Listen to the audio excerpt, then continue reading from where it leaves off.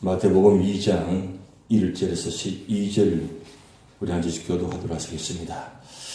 헤롯 왕 때 예수께서 유대 베들레헴에서 나심에 동방으로부터 박사들이 예루살렘에 이르러 말하되 유대인 왕으로 오신 하시니가 어디 계시며 우리가 동방에서 그의 별을 보고 그에게 경배하러 왔노라 하니 헤롯 왕과 온 예루살렘이 듣고 소동한지라. 왕의 모든 대제사장과 백성의 서기관들을 모아 그리스도가 어디서 나겠느냐 물으니 이르되 유대 베들레헴이오니 이는 선지자로 이렇게 기록된 바 또 일당 베들레헴아 너는 유대 고을 중에서 가장 작지 아니하도다. 내게서 한 다스린 자가 나와서 내 백성 이스라엘의 목자가 되리라 하였음이니이다. 이에 헤롯이 가만히 박사들을 불러 별이 나타난 때를 자세히 묻고 베들레헴으로 보내며 이르되 가서 아기에 대하여 자세히 알아보고 찾거든 내게 고하여 나도 가서 그에게 경배하게 하라. 박사들이 왕의 말을 듣고 갈새 동방에서 보던 그 별이 문득 앞서 인도하여 가다가 아기는 그 위에 머물러 서 있는지라. 그들이 별을 보고 매우 크게 기뻐하더라. 집에 들어가 아기와 그의 어머니 마리아가 함께 있는 것을 보고 엎드려 아기께 경배하고 보배압을 열어 황금과 유향과 모략을 예물로 드리니라. 그들은 꿈에 헤롯에게로 돌아가지 말라 지시함을 받아 다른 길로 고국에 돌아가니라. 아멘.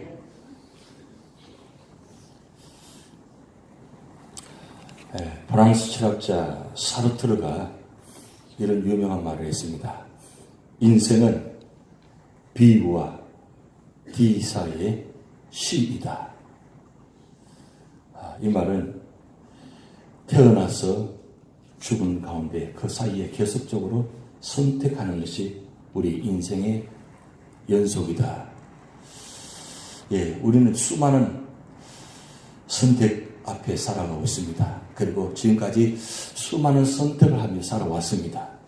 또 앞으로도 주님 부르시는 그날까지 우리 삶 속에 늘 선택하며 살아가게 될 것입니다.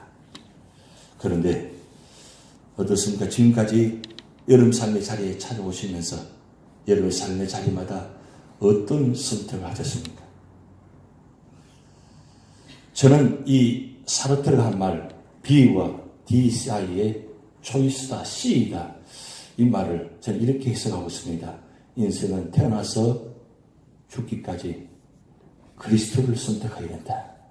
C, 초이스는 크라이스트, 예수 그리스도. 예수 그리스도를 선택하느냐 선택하지 않느냐, 하나님을 선택하느냐 선택하지 않느냐, 그게 사람에 따라서 삶의 방향이 완전히 달라집니다. 그냥 이 세상은 그냥 우연히 어떻게 하다가 선택하다가 돌아올 수 있습니다. 고칠 수 있습니다. 그런데 마지막 순간에 하나님을 선택하지 않으면 영원히 돌아오지 않는 영원한 길로 갑니다. 그 영원한 길이 어떤 길입니까? 의의 길, 믿음의 길, 축복의 길, 천국의 길이냐, 아니면 악의 길, 멸망의 길, 죽음의 길, 지옥의 길이냐, 그 선택은 우리에게 달려 있습니다. 근데 성경은 이 두 가지 길을 창세기부터 요한계시까지 보여주고 있습니다. 내 생각이 맞아야, 내 뜻은 맞아야, 내가 이해해야 내가 선택한다고요? 사실은 그 선택도 예정론에 들어가면 내가 자유의지로 선택하는 것이 아니라 하나님이 선택해 주셔야 됩니다. 오늘 아침에 제가 차를 몰아오면서 비가 많이 오고 바람이 부니까 하나님 저 비를 좀 그쳐주게 하옵소서. 아침에 운전하기 힘드신데 어떻게 오실지 마음 걱정이 되는 거예요. 그래서 오늘 과연 몇 분이 나오실까? 다른 형편 같으면 모르지만 우리 어르신들이 많이 계시다 보니까 밤길 운전하기 힘드시잖아요. 그래서 밤길 운전하기 힘드니까 어쩔 수 없이 따라 나오신 분도 계시겠지만 운전해 줘야 되니까. 그런데 어쨌든 간에 내가 운전해서 내가 새벽 예배에 나와서 이 자리에 있다는 것, 이건 여러분이 선택한 것입니다. 근데 여러분이 선택하신 것 같은데 가만히 자세히 말씀을 비춰보면 내가 선택한 것이 아니라 하나님께서 일어나라고 가라고 내가 함께 할 테니까 믿으라고. 그래서 성령의 감동으로 오늘 이 자리에 여러분 나와 계셔 좀 믿습니다. 그러니까 결국은 선택도 내가 선택해지는 것이 아니라 하나님의 선택해 주셔야 됩니다. 하나님의 선택해 주셔야 내가 그 자리에 있는 것이지, 결국 내가 선택해서 내가 결정해서 내가 가는 것이 사실은 아니라는 겁니다. 왜냐하면 역사는 우리가 만들어가는 것이 아니라 하나님이 만들어 가시기 때문입니다. 이미 예정되어 있다는 겁니다. 그런데 중요한 건 그 예정된 길에 우리가 어떻게 선택하며 살아가느냐. 그왕이면 하나님 은혜를 받을 때, 감동 줄 때, 뭔가 마음속에 감동이 일어나 성령의 역사가 있을 때 내가 순종하고 그 자리에 있을 때에 그 선택할 때 거기에 축복이 있다는 사실이에요. 오늘 마태복음 2장은 선택의 장입니다. 어느 쪽을 선택하느냐에 따라서 결과적으로 전혀 다른 모습이 나타납니다. 동방박사는 그 별을 보고 감동받고 선택해서 그 먼 거리를 찾아와서 예수님께 경배했습니다. 그런데 보세요. 그러면 진짜 왕이 누구인가? 누가 왕인가? 제가 이제 말씀드렸습니다. 누가 진짜 왕인가? 선택하라는 겁니다. 진짜 왕을 우리가 선택할 때에 그 선택을 통해서 절대 후회하지 않게 만듭니다. 하나님을 선택하면 여러분 삶에 절대 후회하지 않는 인생이 됩니다. 그런데 하나님을 선택하지 아니하고 왕이신 하나님, 왕이신 예수님을 선택하지 아니하고 세상을 선택하며 살아가면 그 삶의 자리는 당장은 화려할 것 같고 당장은 이루어질 것 같고 당장은 되어질 것 같은데, 그럼 당장은 이루어질 것 같은데 사실은 결과는 전혀 다른 모습이 나타납니다. 오늘 바로 그 모습이 여기 나타났습니다. 그런데 선택에 하나님의 선택이 있고 우리의 선택이 오늘 마태복음 2장을 통해서 말씀하고 있습니다. 여러분, 하나님께서 선택하는 장면이 구약성경과 신약성경에 계속 말씀 나타납니다. 왜 하나님은 구약성경에 이들을 선택하셨을까요? 구약에 나타난, 신약에 나타난 선택의 장면이 마태복음 1장에 선택의 장면이 나타납니다. 거기에 아브라함이 있고 이삭이 있고 야곱이 있고 유다가 있고 다윗이 있고 마지막 요셉이 있습니다. 그리고 다말이 있고 라합이 있고 룻이 있고 바세바가 있고 마리아가 있습니다. 여러분, 여기 등장하는 인물들, 마태복음 1장에 나는 족보에 나타나는 등장하는 인물들입니다. 아니, 수많은 사람들이 사실 구약성경과 신약성경 말씀에 기록되어 있습니다. 그들이 믿음이 뛰어났어요? 능력이 있었어요? 권세가 있었어요? 하나님 그들을 선택하셨나요? 여기 등장하는 인물들은 특별히 뛰어나서, 특별히 영역 권세가 있어서 선택한 건 절대 아닙니다. 그러면 하나님의 선택하심과 우리 인간의 선택함의 차이점이 뭘까요? 그 만나는 지점이 무엇일까요? 하나님 선택하실 때 믿음을 보시고 선택하십니다. 아니, 믿음을 보시고 선택하는 것이 아니라 앞으로 그 구원을 바라보시면서 선택한 것입니다. 근데 그 부르심에, 선택의 부르심에 이들은 믿음으로 순종하고 하나님을 선택한 사람들입니다. 당장은 이 선택으로 말미암아 고통이 있습니다.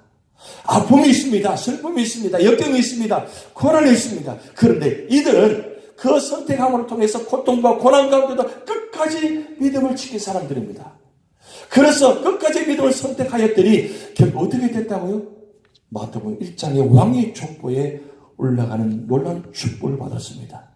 이들이 선택으로 있은 말미암아 바로 예수 그리스도가 이 땅에 태어났습니다. 이들의 선택으로 인해서 놀라운 우리의 구원 역사가 여러분을 통해서 보여주고 있습니다. 그렇다면 오늘 우리는 어떤 모습 살아갈까요? 이들의 선택을 통해서 하나님은 놀라운 구원의 역사를 만드시는데, 그러면 왜 하나님께서 인물만 선택하는 것이 아니라 왜 이곳을 선택하셨냐? 이곳. 왜 하필은 수많은 지역이 있는데, 수많은 나라가 있는데 왜 하필이면 유대 땅일까요? 왜 하필이면 베들레헴 구유를 선택하셨을까요? 왜 하필이면 나사렛 동네를 선택하셨을까요? 무엇 때문에? 무엇 때문에 유대 땅을 택하시고 무엇 때문에 그 위대하신 그분이 베들레헴 구유 가장 작은 곳, 가장 초라한 곳. 여러분 말이 안 되잖아요. 좀 이야기가 안 되는 상황입니다. 그 위대하신 하나님은 이 땅에 오시면 왕자의 아주 왕궁에 태어나셔야 되는데 베들레헴 마구간 구유의 그 작은 곳에 초라한 곳에 그 속에 들어가셨다는 거예요. 이미 상상을 초월한 이야기입니다. 왜 하나님께서 그곳을 선택하셨을까요? 왜 하필이면 변방인 베들레헴 나사렛 아무도 알아주지 않는 그때 당시에 나사렛은 여러분 성경에 나다넬이 말했지 않습니까? 나사렛은 무슨 선한 일이 있겠냐고. 그 정도로 나사렛은 아무도 알아주지 않고 시골입니다. 변방입니다. 근데 왜 하나님은 예수님은 그것을 선택하시고 찾아놨었을까요? 그것은 이유는 바로 세상에 가장 약한 자를 위해서 이 땅에 오셨다는 사실입니다. 저와 여러분을 위해서 이 크리스마스에 가장 놀라운 축복을 주시기 위해서 이 크리스마스에 가장 낮은 곳, 가장 보잘것없는 누구도 알아주지 않는 아니 난민처럼 그할 곳이 나을 곳이 없어서 그렇게 헤매다가 막관 들어가서 나올 수밖에 없는 이 땅에 오실 수밖에 없는 그런 상황. 왜 하나님께서 그렇게 하셨을까요? 그건 저와 여러분을 위해서 그런 모습을 선택하신 것입니다. 그래서 크리스마스는 인정과 혈통과 부와 지위가 결코 중요하지 않음을 보여주고 의미하는 것입니다. 그러면 이 말씀을 통해서 우리는 어떻게 말씀할까요? 바로 고린도전서 1장 26절부터 31절 말씀 이렇게 말씀 기록되어 있습니다. 형제들아 너희를 부르심을 보라. 육체를 따라 지혜로운 자가 많지 아니하며 능한 자가 많지 아니하며 문벌 좋은 자가 많지 아니하도다. 그러나 하나님께서 세상에 미련한 것을 택하사 지혜 있는 자들 부끄럽게 하려 하시고 세상에 악한 것들을 택하사 강한 것들을 부끄럽게 하려 하시며 29절 이는 아무 육체도 하나님 앞에서 자랑하지 못하게 하려 하십니다. 30절까지 있습니다. 너희는 하나님부터 나서 그리스도 예수 안에 있고 예수는 하나님부터 나와서 우리에게 지혜와 의로움과 거룩함과 구원의 함이 되셨으니 31절 기록된 바 자랑하는 자는 주 안에서 자랑하라 함과 같게 하려 하십니다. 만약에 예수님께서 아주 왕궁의 왕의 아들로 태어났더라면 어떻게 됐을까요? 전혀 삶의 다 모습이 달라졌을 것입니다. 그런데 가장 낮고 작은 자리에 주님께서 이 땅에 오셔서 당신 자신이 가장 약한 자의 모습을 오셔서 그 약한 모습을 통해서 마지막 왕의 자리로 올라가신 것이 아니라 마지막 십자가의 자리로 올라가셨습니다. 왜 그랬을까요? 결국 이 땅의 모든 죄인들, 가장 약한 자들을 주님께서 구원하시는 방법은 십자가 외에는 없다는 사실이에요. 십자가에 올라가셔야만 이 모든 죄를 구원하실 수 있기 때문입니다. 저와 여러분을 구원하시기 위해서는 가장 약한 자리에 오셔서 그리고 가장 고통스러운 자리 십자가를 선택하셨기 때문에 그 십자가의 선택으로 말미암아 저와 여러분이 재벌에 올라가셔야 돼요. 십자가에 올라가셔야 되는데 대신해서 올라가셔서 십자가를 지심으로 우리 모든 죄를 용서하시고 사하셨습니다. 이걸 우리가 이해한다고요? 말이 안 된다고요? 받아들일 수가 없다고요? 내 좋은 지식을 가지고 내 좋은 경험을 가지고 그것을 이해하려고요? 이해가 되나요? 태초에 하나님의 존재를 창조하시니라. 이건 여러분 설득한 거 아닙니다. 하나님의 선포입니다. 세상은 내가 창조했다고. 그 창조 작품을 내가 마지막까지 구원할 것이라는 그 선택의 하나님의 선포입니다. 그 십자가는 우리를 이해를 구하기 위해서 올라가신 것이 아니라 선포하신 겁니다. 내가 너희를 선택하고 너희를 구원하리라. 그러면 왜 하나님께서 나를 이곳에 여러분을 선택하셨습니까? 왜 하필이면 유지연합장로교에 이렇게 선택하셔서 이곳에 세우셨습니까? 직분자로, 장로님으로, 권사님으로, 집사님으로 이곳에 세우셨습니까? 무엇을 위해서 세우셨습니까? 결국 한 가지입니다. 예수님처럼 나처럼 이렇게 구원자가 되라고. 그래서 크리스마스는 어떻게 보면 기쁨의 절기가 아니라 사실은 고통의 절기입니다. 왜냐하면 예수님은 이 세상을 심판하러 오신 것이 아니라 심판을 당하기 위해서 오시기 때문입니다. 그렇다면 그 성탄절이 나를 위해서 십자가에 죽기 위해서 죽음으로 선택하시기 위해서 이 땅에 오신 그 아기 예수, 마냥 기뻐할 수가 없다는 사실이에요. 그런데 그렇게 놀랍도록 우리 구원받은 우리가 살아가면서 우리는 과연 얼마나 그 의미를 가지고 얼마나 이해하고 그리고 의미를 받아들이고 구원의 감격을 가지고 이 놀라운 소식을 전하고 계십니까? 여러분, 성탄절은 이 놀라운 구원의 소식을, 기쁨의 소식을 전하는 절기입니다. 무엇을 위해서요? 구원을 위해서요. 그런데 주님께서는 가장 약한 자리에 오셔서 십자가에 지시고 죽으심으로 우리를 구원하실 뿐만 아니라 우리에게 베드로 사도를 통해서 놀라운 축복의 말씀 주셨습니다. 베드로전서 2장 9절 우리 같이 합독하시겠습니다. 그러나 너희는 택하신 족속이요 왕같은 제사장들이요 거룩한 나라요 그의 소유가 된 백성이니 이는 너희를 어두운 데서 불러내어 그의 귀한 빛에 들어가게 하시니 아름다운 덕을 선포하게 하려 하십니다. 하나님 우리를 거룩한 택하신 족속이요 왕같은 제사장이요 거룩한 나라요 하나님의 소유된 백성이라고 말씀하셨습니다. 왜냐하면 이를 구원받은 자이기 때문입니다. 구원받은 자의 축복입니다. 십자가의 죽으심으로 우리를 이와 같은 놀라운 축복을 주셨습니다. 이 놀라운 축복을 세상에 선포하라는 거예요. 세상에 선포해서 이 세상 죽어 있는 모든 영혼들을 구원하고 하라는 말씀입니다. 결국 하나님은 우리를 통해서 구원의 통로가 되기를 원하십니다. 축복의 통로가 되기를 원하십니다. 슬픔의 통로, 비탄의 통로, 절망의 통로가 아니라 여러분을 통해서 구원의 통로가 되게 하셔서 여러분의 그 구원이, 여러분의 구원이 끝나지 않고 이 세상 모든 사람을 구원자로 세워주는 그 놀라운 축복을 여러분이 부어주셨습니다. 그러게 우리는 축복받은 자들입니다. 은혜받은 자들입니다. 2019년도 우리가 선택의 길이 많이 있을 것입니다. 그 선택의 길, 여러분 하나님을 선택하는 자리가 되시기 바랍니다. 그 하나님의 선택으로 말미암아 여러분 자리가 여러분의 그 자리를 끝나지 않고 여러분이 선택함을 통해서 여러분 주변 사람들이 함께 부흥받고 축복받는 그 놀라운 구원 자리가 되기를 주님으로 축복드립니다. 같이 기도를 하시겠습니다. 하늘에 계신 우리 아버지여, 이름이 거룩히 여김을 받으시오며 나라의 마옵시며 뜻이 하늘에서 이룬 것 같이 땅에서도 이루어지이다.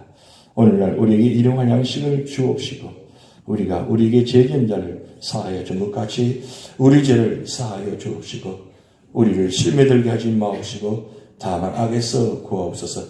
대개 나라와 권세와 영광이 아버지께 영원히 있사옵나이다. 아멘.